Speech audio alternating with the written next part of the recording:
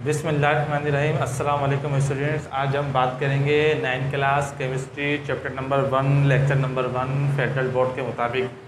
तो chapter number 1 में हमारे पास कुछ बेसिक कॉन्सेप्ट्स हैं, कुछ हमारे पास फंडामेंटल्स हैं, कुछ बुनियादी तारीफ़ें हैं, वो हमें सबसे पहले करना होगी। तो सबसे पहले हमारे पास आती है डेफिनेशन एटम की। अब एटम क्या है हमारे पास, तो सबसे पहले हमें एटम की डेफिनेशन करना पड़ेगी। तो नाम से जैसे जाहिर है, एटम ए मीन नौ और टॉमिन पार्ट। तो क्या है एटम की डेफिनेशन, हम क्या करेंगे, smallest particle of matter which include electrons, protons and neutrons is called atom. तो एटम क्या है, ऐसा मादे का छोटे से छोटा जर्रा जो इनडिविजिबल हो, जिसको हम मज़ीद तकसीम ना कर सकते हों, जो इलेक्ट्रॉन्स, प्रोटॉन्स और न्यूट्रॉन्स पर मुश्तमिल हो, उसको हम क्या कहते हैं, एटम। तो जैसे हम एटम का स्ट्रक्चर ले लें, एटम में न्यूक्लियस होता है, इसके बाहर इलेक्ट्रॉन होता है, न्यूक्लियस के अंदर प्रोटॉन और न्यूट्रॉन होते हैं। जो हमारे पास ये फ्री स्पेस कहलाती है, इसको हम क्या कहते हैं, एनर्जी लेवल कहते हैं, शेल्स होते हैं इसके अंदर।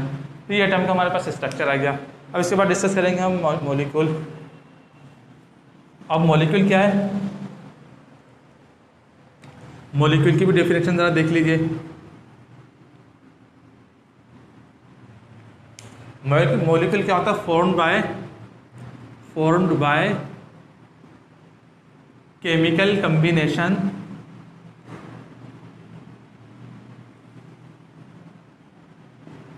ऑफ एटम्स, यानी जब दो या दो से ज़्यादा एटम्स केमिकली कंबाइन हों तो क्या बनता है, मॉलिक्यूल। अब एक चीज़ हमारे पास है केमिकली कम्बिनेशन। अब कम्बिनेशन क्या है, कीमियाई मिलाप। कीमियाई मिलाप के हमारे पास कुछ लॉज हैं, law of conservation of mass, law of definite proportions, law of fix proportion and law of multiple proportions. ये हमारे पास कुछ केमिकल कम्बिनेशंस के लॉ हैं हमारे पास।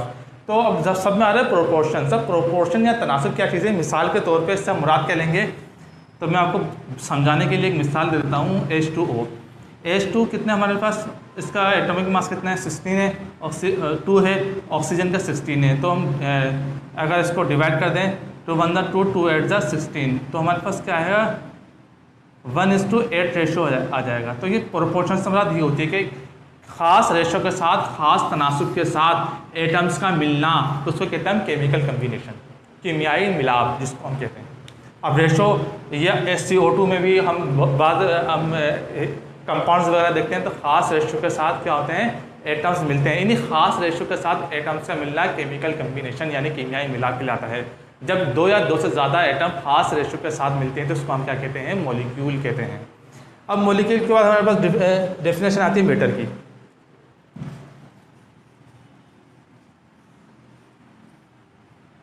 अब मैटर हमारे पास क्या है, हम मैटर की डेफिनेशन भी डिस्कस कर लेते हैं। मैटर क्या होता है, anything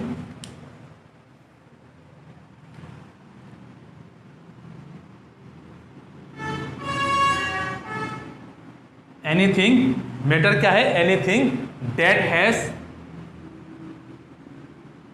mass and occupies space. अब ये स्पेस और मैस, स्पेस कहते हैं जगह को, हर वो चीज़ जो जगह घेरे और वजन रखे, मैस है वो। देखिए ये हमारे पास एक वर्ड आ रहा है मैस, या मास भी बोलते हैं इसको, कमियत वज़न। यानी देखिए मास, कमियत और वज़न में वैसे फिजिकली फ़र्क होता है, लेकिन जब हम एटम की बात कर रहे होते हैं, एटम को डिस्कस कर रहे होते हैं, तो हम कमियत वज़न के बराबर होती है। यानी जब हम बात करेंगे एटॉमिक मैस की, atomic mass equal to atomic weight. आगे चल के हम मॉडर्न पीरियोडिक लॉ, मेंडलीफ का पीरियोडिक लॉ डिस्कस करेंगे, तो उसमें एटॉमिक वेट हमारे पास वर्ड आएगा। तो एटॉमिक वेट एटॉमिक मैस के बराबर होता है। अब एटॉमिक मैस क्या होता है, इसकी मैं अभी आपको डेफिनेशन बता देता हूँ।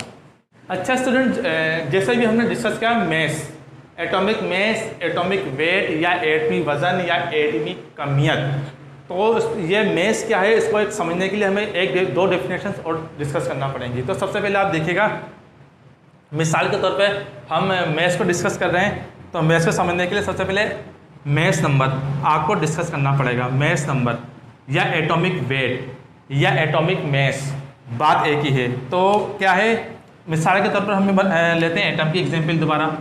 ये एटम है, इसके अंदर क्या है, न्यूक्लियस है हमारे पास। न्यूक्लियस के अंदर प्रोटॉन्स होते हैं और क्या होते हैं, न्यूट्रॉन होते हैं। न्यूक्लियस के बाहर क्या होते हैं, इलेक्ट्रॉन्स होते हैं हमारे पास।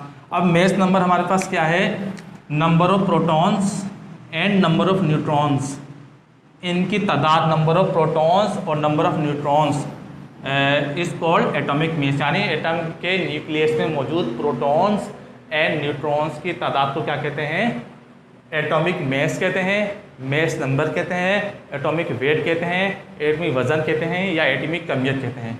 तो उसको ये है आगे हमारे पास एटॉमिक मेस या मेस की डेफिनेशन, ये होते हैं एटॉमिक वेट या एटॉमिक मेस। और number of proton and number of electrons in atom is called atomic number. इसकी डेफिनेशन में अभी आपको लिख के भी दिखा देता हूँ। इसको कहता हूँ एटॉमिक नंबर। इन दोनों का आगे चल के एक पीरियोडिक टेबल में बड़ा काम है। तो ये बुनियादी डेफिनेशन है, ये आपको समझ में आनी चाहिए। मैस से मुराद क्या है, जैसा भी हमने कहा, anything that has mass and occupies space is called matter. हर वो चीज़ जो जगह घेरे और वजन रखे, कमियों तो जिसकी, वो क्या कहलाती है हमारे पास, मास, वो क्या कहलाती है, मैटर कहलाती है। अब मैस से मुराद हमारी क्या हुई, प्रोटॉन्स और न्यूट्रॉन्स की number of protons and number of neutrons present in a nucleus is called atomic mess.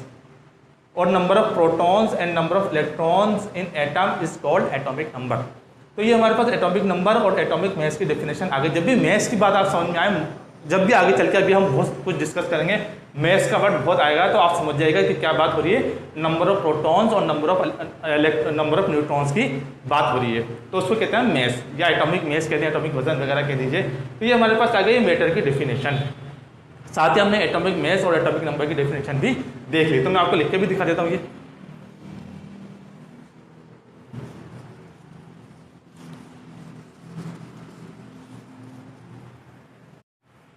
अच्छा स्टूडेंट्स, अब हम मैटर के बाद डिस्कस करेंगे mass number, atomic mass, atomic वजन या एटॉमिक कमियत वगैरह। क्योंकि मैस ये जब वर्ड आया तो ये बड़ा डिटेल में हमारे पास यूज़ होता है। तो अब हम क्या करेंगे, इसकी डेफिनेशन भी लिख लेते हैं। मैस नंबर कह दीजिए या एटॉमिक मैस कह दीजिए या एटॉमिक वेट कह दीजिए, एक ही बात है। तो उसकी डेफिनेशन हमारे पास क्या होगी, number of protons and number of neutrons in atom is called atomic mess या मैस नंबर, एक ही बात है, मैस नंबर। यानी दोबारा मैं आपको एटम की स्ट्रक्चर बना के दिखाऊंगा। ये न्यूक्लियस है, इसके अंदर प्रोटॉन और न्यूट्रॉन, ये क्या है, इलेक्ट्रॉन होगा। मैंने जैसे बताया कि प्रोटॉन और न्यूट्रॉन्स की तादाद को हम क्या कहते हैं, मैस नंबर कहते हैं। और प्रोटॉन्स और इलेक्ट्रॉन्स की तादाद को क्या कहते हैं, atomic number. Number of protons और नंबर ऑफ इलेक्ट्रॉन्स क्या कहलाते हैं, एटॉमिक नंबर।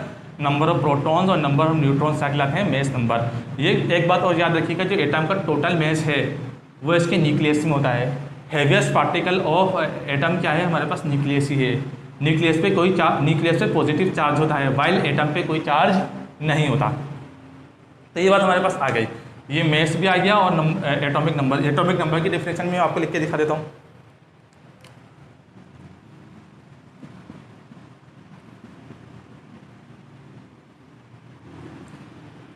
मैस नंबर का फार्मूला क्या है हमारे पास, A is equals to Z plus N। एक बात और याद रखिएगा, एटम में जितने इलेक्ट्रॉन होंगे उतने ही प्रोटॉन होंगे, जितने प्रोटॉन होंगे उतने ही इलेक्ट्रॉन्स होंगे। यानी अगर मैं कहूँ कि किसी एटम में 10 इलेक्ट्रॉन्स हैं तो उसमें उतने ही 10 ही प्रोटॉन्स होंगे। अगर मैं कहूँ किसी एटम में 10 प्रोटॉन्स हैं तो उसमें 10 ही इलेक्ट्रॉन होंगे। न्यूट्रॉन वेरी करता रहता है, वो आगे चल के मैं आपको ज़्यादा डिटेल में और डिस्कस करनी है। ये आ गया हमारे पास एटॉमिक नंबर। अब एटॉमिक नंबर की डेफिनेशन में देख लीजिए, नंबर ऑफ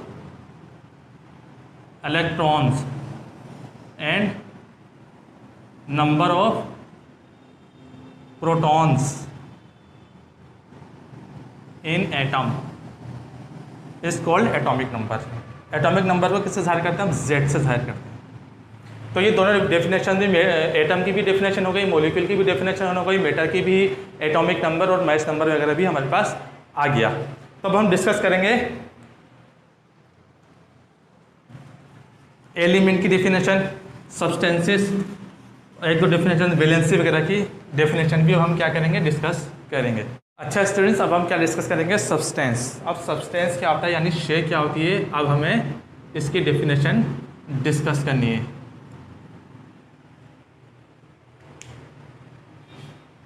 तो सब्सटेंस क्या होता है, a piece of metal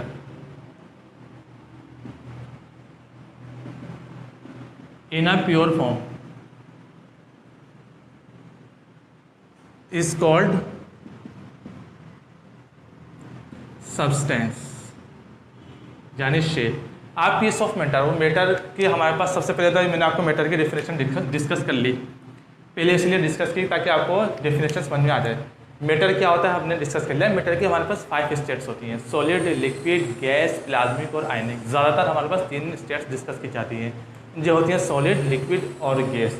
तो आप पीस ऑफ मेटर का कोई सा भी पीस प्योर फॉर्म में हो, अगर वो गैस है तो गैस ही हो, अगर वो सॉलिड है तो सॉलिड ही हो, अगर वो लिक्विड है तो लिक्विड ही हो, अगर वो प्लाज्मिक है तो प्लाज्मिक ही हो, अगर वो आयनिक है तो आयनिक ही हो। मेटर के जो 5 स्टेट्स हैं, जो 4 और 5 है, वो प्लाज्मिक और आयनिक स्टेट कहलाती है। तो क्या है, piece of matter in a pure form is called substance. Matter का प्योर फॉर्म में कोई पीस हो, टुकड़ा हो, वो क्या कहलाएगा, हमारे पास सब्सटेंस कहलाएगा। तो अब इसके बाद सब्सटेंस के बाद हमारे पास डेफिनेशन आती है एलिमेंट की।